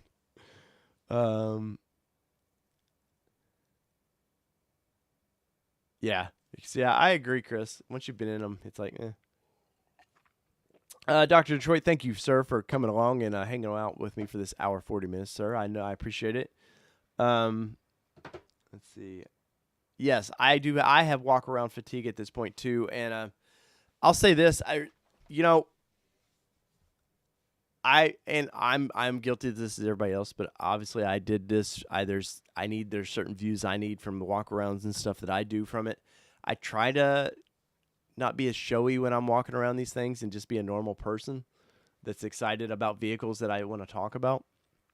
But man, I've seen so many thumbnails pop up on YouTube this past couple days, and some of them are just horrible. And some of them want to be like Bright Nation, or they've got, and this wasn't even Townsend. There's a kind of an older couple that's got a farm channel. And dude, their thumbnails got his wife or whoever is like tight clothes. Like I don't know, man. I don't dig the light bright kind of selling sex to get clicks on these things. But I have seen some good videos from Townsend, and I've seen some really, really bad videos. Who is it? There's a Ford dealership that I really, really dig when they do things. I was just watching one of their videos. Town and Country TV. If you guys haven't watched any of their walkarounds, I like that guy. Obviously, he's a salesman, but I like that guy a lot. JTube, do you see any rust issues? Well, it depends on what part of the world you live in for rust. I mean, salt will get everywhere and anywhere. So the cool thing about these things, JTube, is fenders are pretty easily replaceable.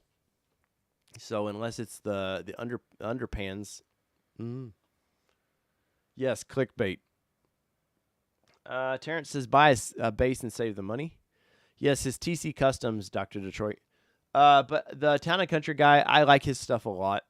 I feel like even though they're salesmen, it's pretty. I just like his style. Maybe it's because he's from the South a little bit, and I relate to that guy a little bit. But his videos are very, very nice, man. And you guys ever link me to some of his stuff, because I might go down to Alabama. He's not too far from me, maybe 150 miles, and I'd like to go talk to that guy. So if you guys want to help connect us, more power to you. Let's see. Russ never sleeps. That is so true, man. Russ does not sleep. Oh, that's awesome, man. I haven't got to watch the Sync 4 video yet because I am kind of curious about that. I know in the one he premiered today was he did a two-door with the Lux package, Badlands, which is really cool. What's a case coat? Let's see. But and Town and Country gets a lot of views on their stuff too, and it's well deserved, man. What does the base cost? Our Sprocket two-door base is $28,000. I forget what the four-door base is. Any word on semiconductor shortage? My dealer stated that they are not even getting demos because of the shortage. Well, your dealer's an idiot, and that's just me being nice.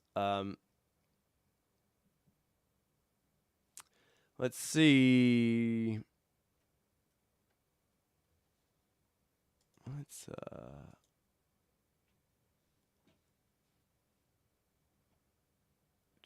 sorry, I was trying to edit something. Yes, I did. I did get a chance to sit in the black diamond seats, and they were very, very nice. Once again, it's the marine grade vinyl. It doesn't feel like leather, but it doesn't feel like normal boat seats either. They were real smooth, very soft. Let's see. I think there's too much hype for the new Broncos. If there's a lot of hype, that means that there was a lot of demand. And I think a lot of people were just either tired. A lot of Jeep guys are getting into Broncos, which is cool, and it's also kind of sucks because Jeep guys can be a little hard to deal with. But clearly people were looking for something else besides Wrangler. So I think the hype I think it peaked about January when it was getting close to that you could actually put your order in. But no, I don't think it's like just crazy. But as far as the semiconductor thing, the Bronco is priority one for Ford. They've got 100,000 orders for just this year alone, which they can only fulfill maybe 60,000 of those. And they F-150s, if they lost a couple sales, it's not the end of the world. But they're pushing all resources towards Bronco right now. Have the OJ edition. I've seen a lot of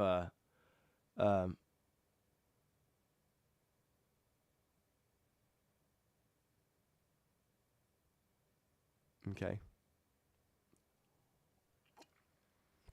Let's see. Let's see. Let's do that. All right. So sorry, I had to put somebody in timeout. Do you think you'll get yours before the chance to drive the demo? No, I don't. I do not. I'm a day 3 order M, and I've got some friends within Ford trying to help me get mine a little quicker. But as far as no, I think the dealers right now, that's everything you're building right now is just dealers and VIP stuff. Next week is when they kick in, or I guess this week. Sorry, I still think it's the weekend. This week is when they're kicking into job 1, and after that, it's everybody starts getting them. So I think right now, pretty much, I think we're building 40 to 50 a day right now, which should give dealers start getting theirs. I don't think if the dealers are getting 2 of them, I don't think they'll get both of them at the same time. I think Ford's going to spread those out to all the dealers as quickly as they can. And if you've got one through your dealership, I'm pretty sure your dealership's going to contact you to let you test drive one, that's going to, between that and these Bronco events, I think that's going to quell everybody a little bit, keep them a little in line, keeping that money aimed at Ford, as it were, to keep people from bailing. But no, I've had some offers to do some test drives in them, and we'll see.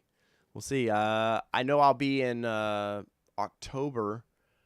I'll be in Austin, Texas for the Texas State Truck Roundup, and I'm sure there'll be a couple there that I could play with if I don't have my. I should have. I'm anticipating mine by September. Is when I'm anticipating mine, honestly. Let's see.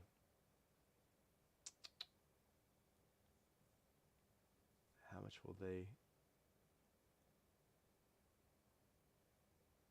I looked at the is the rear bumper steel off-road capable. It depends on It depends on which model you get. But I did look at the steel on a black diamond. Yeah, it's thick metal. And it's tucked up very nicely, much like the Jeeps are. They a lot of departure angle. They on the Wild Tracks that I seen with the kind of plasticky bumpers, I junk, man, for off-roading purposes. I don't know. Let's see. Where are they being built? They're being built in Michigan. Proudly built by people around Detroit, if I remember right. Let's see. Dealers are here in the Metro NYC. Had 4 all sell for $40K plus. They might have had 4 Bronco Sports, but nobody's had the full size Bronco yet because they've not hit. They're just now producing sellable Broncos as far as 2 weeks ago. So there's no way dealers have gotten any yet. Adam D says a Badlands is what he ordered. A Badlands is what I got to test ride in, and I think you're going to be very happy. Adam, what color did you pick? I think you're going to be very, very happy with that thing. That metal is thick. I was surprised at the front bumper. I really was, because I did a video, once again, on this channel's early conception, I did a video on just from what I could see of the bumper, and they were talking very limited views back then of what, detailed photos of these things. And I was expecting it to be a little more tin. But the bumper it's a pretty thick steel bumper. I think for 80% of the world out there, it's probably perfectly fine, the heavy-duty bumper. I think for true off-roader, it's probably okay. I just don't like the look of it, to be honest. Four-door, yeah, four-door sports. Where did you get the shirt I have on today? If you go here, I'll show you where I got the shirt. Because, let's see. And I will provide you a link, and they're not a sponsor. I just liked the shirt when I saw it. And I was like, hey, I gotta order the shirt, man. Gotta order the shirt. Sorry, I'm trying to pull up their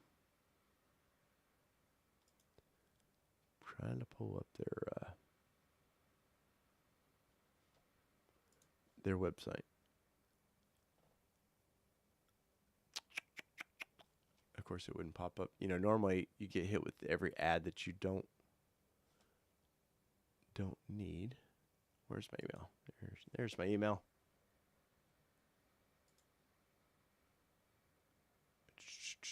Where'd you go? Not four-wheel parts.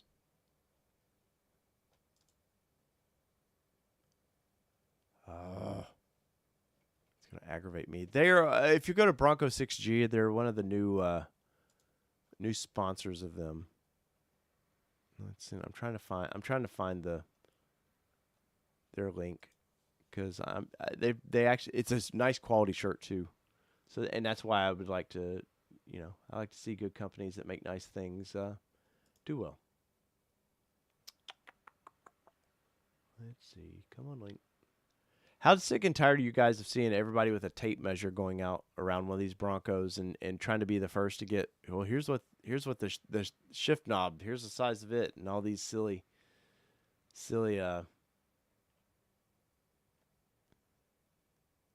things. There it is. And there's special savings right now. Wide Open Roads is the name of the company. And let me copy this. Here is, damn it. Sorry. Let's get, when Danny's around me, I usually have time to kind of do these things. So here is the link to the shirt, the company, and it's on Bronco 6G there. Terrence, yes, Town and Country is cool. Oh, thank you, Get My Junk. Love the channel. Ordered a Black Diamond 2.6 Area 51. Just not crazy about the alloy rings. Wish there was more options. Yes. The wheels, those wheels won't last long on mine. Probably when I replace the tires on mine, I probably will replace the wheels as well. I may use those as just like an off-road set of wheels and then have like a daily set. I may dump 2 different tires on it. I don't know. I'm not made of money by any means, but went and looked at the Ranger. Gave me a good idea for size. Mine stock ones won't wear, Chris, because they're going to be ditched after probably a month. I'll probably honestly have the tires that I'm going to do, wheels and tires, in my shop waiting, and then I just want to do a good month or so of ride around on the factory tires to just have a good, for something for review purposes, and then I'll switch them out. but I can't decide if I'm going to go with I have two things. So the first is, do I go with the KO2 or the KM3, which I'm not sure which one. I like the look of both of them. Obviously, a mud tire is cool, but they do wear faster, and you get the nice hum. I've spent a bunch of time on both those, and the wheels. What do I do for wheels if I want to go? And I may go right to 37s with my next set of tires. I don't know yet. If I do 37s, I may test out the 4-wheel parts 2-inch lift that they're going to offer. The upper control arms look pretty damn beefy. And there may be another kick-ass company out there making something. My as I wind this thing down, my purpose for this Bronco is to do a long-term test for reliability, if I could freaking talk tonight, for reliability, Jesus. That, and I want to test a bunch of aftermarket on this. And I said it earlier in the show, I may dump a couple different bumpers on this thing because I just want to try out different companies' bumpers, rock sliders, whatever. So that's kind of where I'm at with it.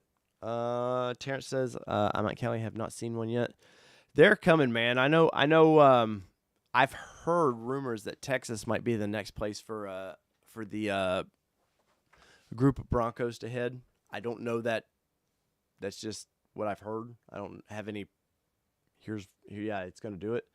But I know there's the West Coast Bronco Super Celebration West Bronco event, and it's in the Denver area this summer sometime. But I think people will have their Broncos by then. It'll be cool, but it won't be as like, oh man, I got to see one, because you're gonna see them. You're gonna start seeing them at your local Walmarts or wherever. You'll see people riding down the road. How cool are you gonna feel when you're one of the first ones riding down the road in one of these things, and you're getting pictures taken of you all the time? You'll feel like a rock star for a minute, I'm sure. Well, there we go, guys. There is basically 2 hours in the books. And I want to say thank you to all 69 viewers, hell yeah, right now that are watching the channel. And once again, if you would by liking this, helps other people who may like Bronco content that haven't found my channel just yet. Even though my channel is not strictly Bronco, just so you know, like, I'm heavy Bronco right now because it's honestly been since COVID, there's not been any auto shows for me to go cover. There's just not been a lot of cool vehicles for me to get to go cover, so it's been like kind of what we do right now. And channel makes a little money on Bronco content, so which is plus for buying aftermarket parts. I'll bring yes, Chris, bring it. Yeah, if you could get a banana. And yes, the measurement thing's wearing me out at this point. I think it's more of a joke to people than anything. If you're a job one delivery, what's the delivery looking like? So let's do this. So I don't think, everybody's gotten build dates, but I think June 7th is the first true build dates that we're seeing. So I think by the end of June, if you were that first week, by the end of June, it's going to hit the dealer's lots. So I think three weeks at the most, then they start pumping out. So say you're an August 1st build. I think by the end of August, it's almost at your dealer, if not at your dealer. If they're building roughly, especially once job one kicks in, they'll build 250 to 500 a day. Well, that's total vehicles, but they build up a short supply because, believe it or not, Broncos it's just not gonna be truckloads of Broncos going out. They're gonna be mixed with Rangers. So, they don't just go, well, this truckload's going, that way. No, that's not how it works. They mix in all the vehicles in their truckloads. So I think 3 weeks and you'll be good. The cool thing is they got the tracker. So once you get your email saying your build date, you can kind of start looking at your build date, see what's going on with the tracker. It'll say probably in production. A couple days later, it should say built. And your dealer should start calling you by then saying, hey, here's the timeline, because they'll get it from Ford, but I think you're going to see it just as they do. And by July, everybody starts seeing Broncos riding around. So there you go, guys. I appreciate it once again. That is 2 hours in the books. And if you guys would like and subscribe, I would appreciate it. If not, just come back next time. Let me give you a chance to earn your subscription. So from all things two-wheel drives, four-wheel drives, doesn't matter what you drive because this is your All-Terrain Nation. I'm your host, David Boyd, and we've been talking Broncos here. I'm losing my voice. Peace, everybody. Love y'all. See y'all Friday. Or no, maybe Saturday.